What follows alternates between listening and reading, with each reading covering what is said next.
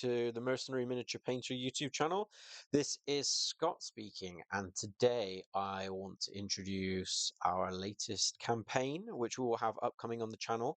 We want to be playing through the Warhammer Dark Shadows summer campaign. As you can see from the screen, that was originally in 2001, so right at the beginning of 6th edition.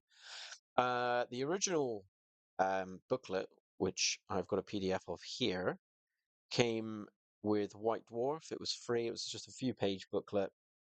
Um, and it was originally a summer campaign. So it was meant to be like a global campaign between people all around the world where you'd post your results and it would have different effects on the campaign. Now, obviously, me and John are just two people, and it is quite difficult to organize anything of any major scale on a dead system. So we are adapting it slightly.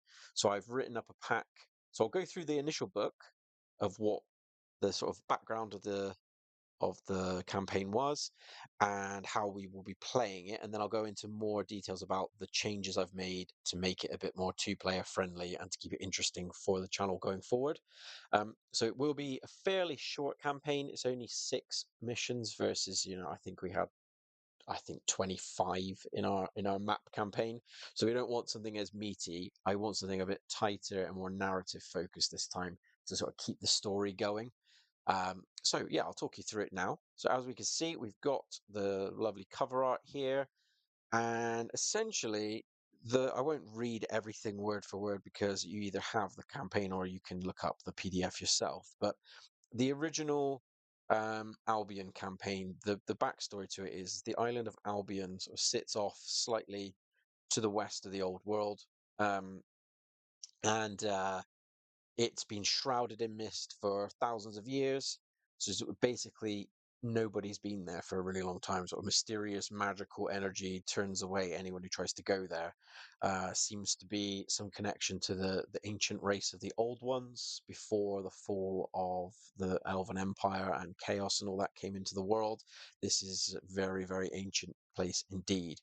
But we cut to now. So in the modern day of Warhammer, uh, the mists have recoiled, and sailors and merchants are reporting that there's an island that's jutted out of the sea. Uh, what was previously a sort of no-go zone is now up for exploration.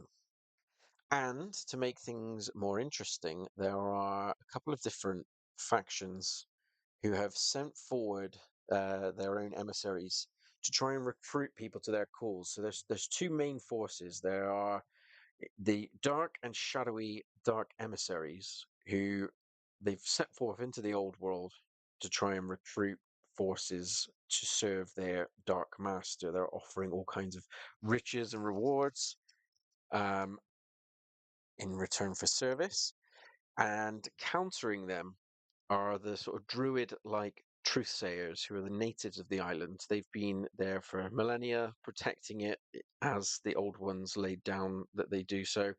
But now, with the dark emissaries abroad and talks of this so-called dark master, the truthsayers are also inclined to try and raise up forces and bring them back and try to defend their homeland. So the campaign, some of the things that defined the campaign make it quite interesting. There's some. So first of all, are the dark emissaries and the truthsayers themselves. So quite a few of the battles will allow you to take either of these now because they are for the campaign.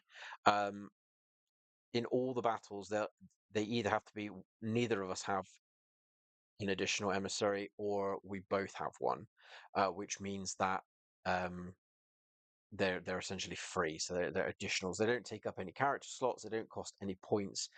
Game wise, they're worth 265 points if they fall, but you don't pay for them out of whatever your allocation is. There are rules, and you might have seen in some of our channel battles in later White Dwarfs after this point, they did make them a Dogs of War unit, so you can take them in your normal games. But yes, for this one, they are quite pivotal. So the Dark Emissary is a level 4 wizard, and he's got the lore. Was it Lore of Dark Emissaries. I don't know, whatever it is. He's got the same spells as Bellicor from Storm of Chaos. And yeah, so he's pretty rubbish in combat. He's pretty easy to kill, but he is a level 4 wizard, and he's got some quite nasty spells. Um, and then on his opposite numbers, the Truthsayer, who's only a level 3 wizard, but he's a bit more competent in combat 'cause he's got 2 attacks and he has a halberd with a 4-up ward, so he's a little bit more survivable. His spells are a bit more about buffing your own army rather than hurting the enemy. Um, so it's interesting to see how they can both impact on your armies. So yeah, those are two, and they also there's the potential to add in fen beasts, which are kind of like muck monsters, somewhat like a tree man, I guess, but they are tied to the respective wizards, so you can only take them in games where you have a Truthsayer or Dark Emissary to control them. Either side can have these, and there might even be some scenarios where they're forced to be in the game. Another element that's quite unique to this campaign, which I like, is this Winds of Magic chart. So, because of the sort of continuing ebb and flow of magic, losing power around the island as and when the gods dictate, the different lores at the beginning of the campaign will be stronger or weaker based on this table here. I will just jump forward as well. In my own pack, I've had to add in a lot of lores because this is only 2001, so there weren't that many army books out, so there's not that many unique lores. So I've had to sort of fudge where I think they would fit based on the ones that are given. But I'll go through those when I get to my pack in a moment. But essentially, if they're at the top, you're getting +3 to your casting rolls, but you're more likely to miscast.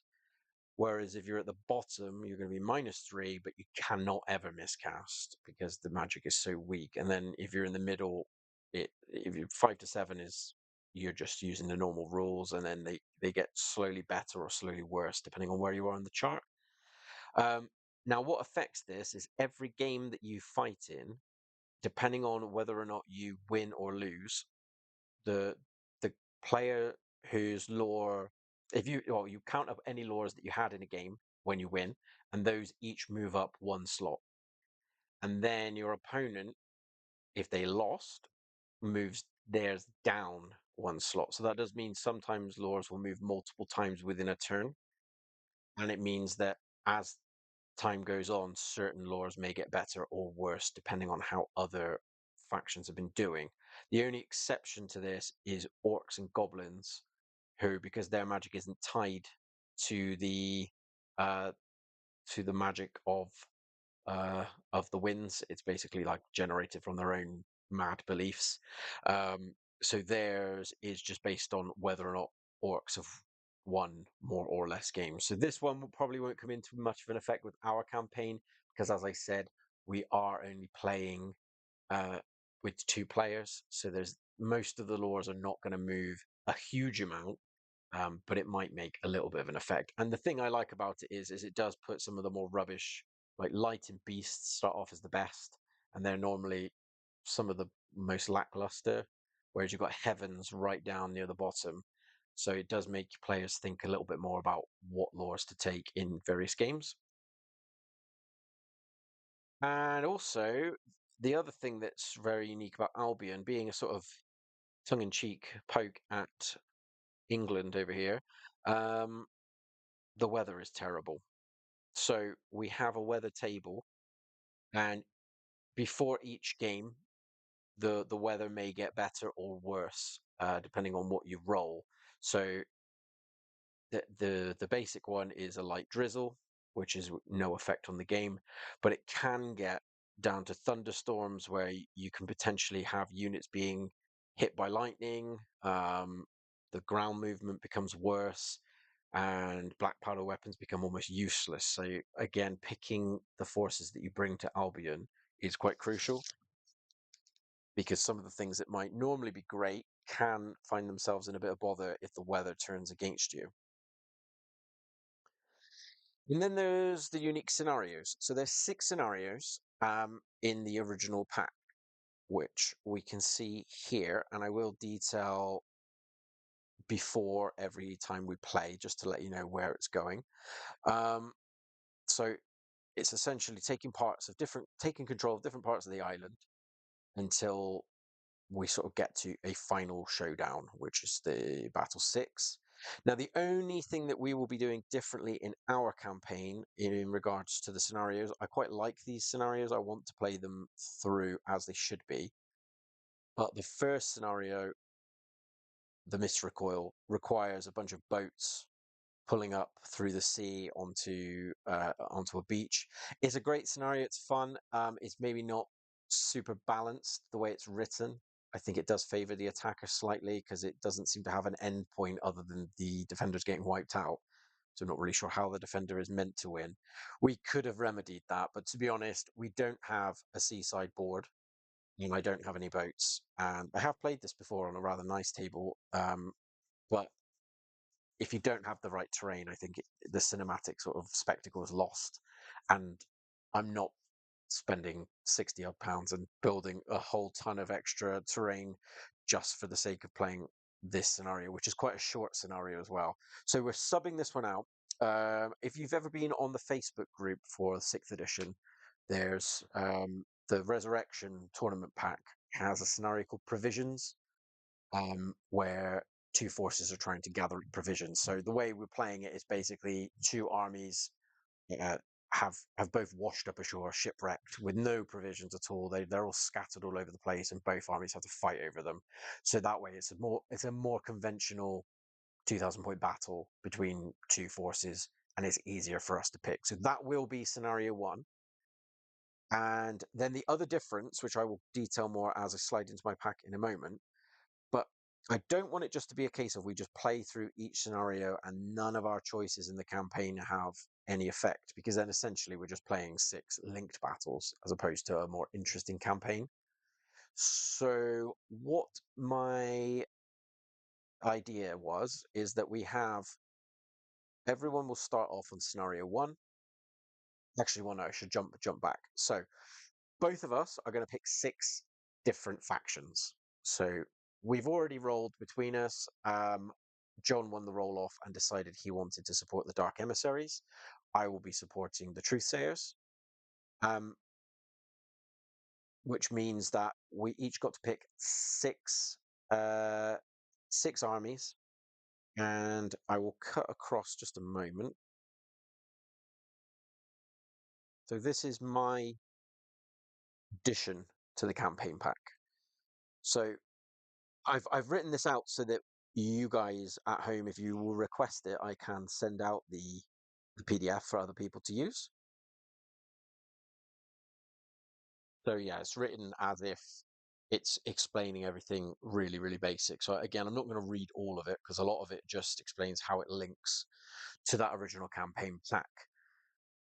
And as I've said, we've picked 6 armies each, and the way that we will be playing the scenarios is I've written up rewards for each scenario, so each one will benefit you in some way, contributing to either the next battle or all battles coming forward. And to make things a little bit more interesting, they're not set in terms of order. So we will have the provision scenario. Scenario 1 is fixed. Everybody will play that one, and all that will do is that will give you an additional 50 points for each game. So that doesn't stack every game. It's just if the next game is 2,000 points, it will be 2,050 points for the winner. If it's a 750 point game, then it will go up to 800 points, etc. So it's a small bonus, but it's just to represent that side has come on a bit more prepared than the other.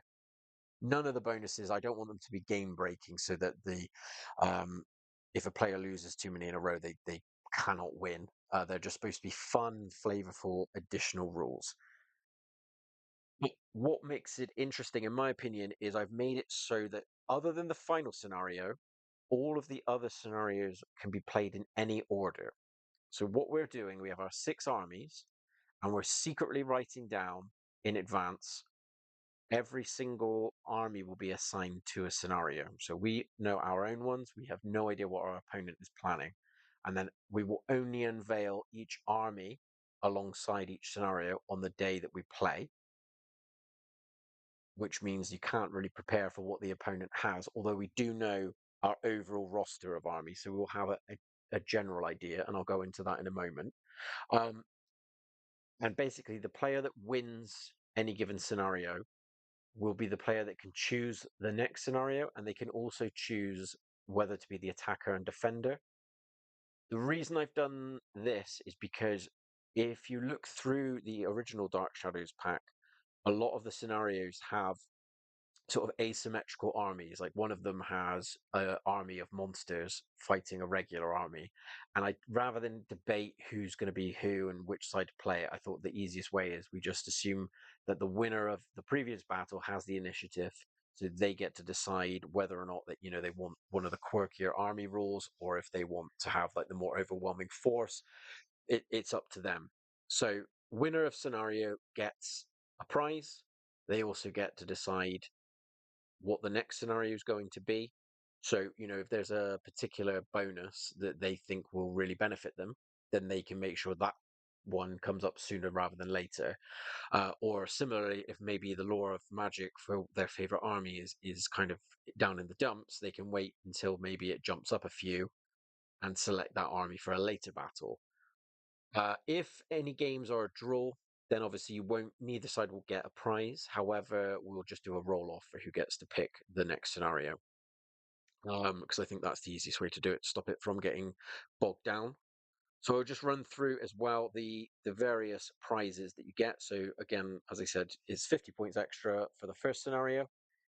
Um, for the scenario, the Fens, which is trying to get through the sort of swampy area of the of Albion, it will allow you to get a free Fen Beast as part of your army for the rest of the campaign, as long as you have a Dark Emissary or a Truthsayer in your force. So there are some scenarios where you can't take them, but it's still a relatively good bonus overall. The third scenario, Ogham Stones, because that's taking control of the magical stones which regulate the magic on the island. That will grant you +1 to cast and +1 to dispel. I based that. I thought if you get 50 points extra, that's about a 50-point magic item in quite a few army books. So uh, it's a nice little bonus, but again, not game breaking. And you might get that +1 might still be negated by your particular lore of magic being on the wane that turn. The Giant's Causeway, if you win this one, you will get an Albion Giant to join you. Now, Albion Giant is just a worse leadership regular giant. Um, Ignore this, I will change this on here. Originally, I wrote that it was going to have stupidity, but we decided that might just make it unusable. So instead, we basically, in each game, we'll do a little roll off. Sorry, each game turn on a 1 or 2, the giant disobeys you basically and is under the control of your opponent. So the giant can be a hindrance. This is because obviously a giant would normally be such a big amount of points. Having a free giant in your army seems a little bit too much. Also, it's leadership 6 and it cannot use the general's leadership. So it's just kind of like a big stupid giant. And once it dies, it dies. So you will, if you manage to claim the giant to help you, you probably want to stick it as far away from your own force as possible, because at any given turn it might just turn around and smash into you. Um, but yeah, it should just give like a little bit more of an interesting quirk to some of the games. The fifth battle is for the Bastion of the Old Ones. So you're trying to take a castle that used to belong to the Old Ones and plunder it for treasure. And so with this one, it actually grants you a bunch of magic items. Now, these items actually came about in the original Wake of the scenario of the campaign. In a White Dwarf, they gave rules for the winning armies, which were Dark Elves and High Elves, and the runner-ups, which were Dwarfs and Empire, to be able to take a couple of extra magic items, which I'm sure most people know about. You've probably played them in your games before. But rather than just making it where you choose and everyone just picks the best ones, basically each game you can pick a hero or a lord in your army and roll on the table to see which one of the treasures of the old ones they've brought to battle. If it's been used before, then you must roll again, and each item will be one battle only. However, the side that won can continuously roll on the table for the rest of the campaign. Just obviously, you can never get the same item twice. And then the final battle, there's obviously no bonuses for that one because whoever wins that has just won the campaign. So that's pretty much it. I've also added in some house rules as well. So again, if any of you guys play this at home, don't feel hidebound to this. This is just my personal opinion. But I have said that we will definitely stick to the magic and weather charts because I think that's pretty much what makes the campaign feel as unique as it does. But I definitely feel like Storm of Chaos lists should be banned from this one. I am a fan of running Storm of Chaos. I'm also a fan of competitive armies and tournament play. But Storm of Chaos are a little bit unbalanced in general anyway. And also, canonically, this campaign takes place before Archaon unleashes his horde on the Empire. So this is like the gathering storm before the big war. So it doesn't really make sense to me to have the Archaon's horde and demonic legions and things like that coming across. If you want to take demons, then you can take them from the Hordes of Chaos book as normal. Um, and also just a couple of little things. Oh, no special characters as well. Sorry, because again, this was sort of adventurers and sellswords going out along with the truthsayers and the dark emissaries. That is not really, po- politically, it's not as important as say defending your borders from Archaon or the civil war in Ulthuan or anything like that. So no special characters, just opportunistic lords and characters going off to make their fame and fortune. And I have made a few tweaks just because, faction wise, as I mentioned earlier, when this was originally released, the campaign book obviously won't have taken into account armies that didn't exist yet. So ogre kingdoms weren't in the original rule set, and a lot of the laws of magic of some of the later army books aren't taken into account because if you remember in the Ravening Horde supplement, which most people were using back in 2001, um, most armies were restricted to using the laws that were written in the rule book. So I have tweaked that slightly, and I will just run through that now. Laws of magic. Um, Ogre kingdoms weren't around in the original Dark Shadows, but their magic works very much like greenskin magic. It's based on their own religious and tribal superstitions. It's not really tied to the winds of magic, so it will be affected in the same way as the orc chart. Spoilers for us: we don't have ogres, sorry, so they won't come into play. But if you did want to include them in the campaign, that's how I would say would be the best way to play them. For the lore of Nurgle and Athel Loren, they're both sort of debased or enhanced versions of the lore of life. Nurgle being like the encouragement of more pestilential life on the bacterial level, with Athel Loren being more specific life magic to their own realm. So they both nicely slot into that one. Horned Rat, Skaven, their magic is like a more refined chaos magic, which is exactly what Dark Elf magic is. So it made sense to me to put them as the same thing. Zinch, every single spell is something of fire. So I couldn't think of an argument why it wouldn't be tied to the lore of fire. And high magic, they've got two of their big hitting spells are also fire based.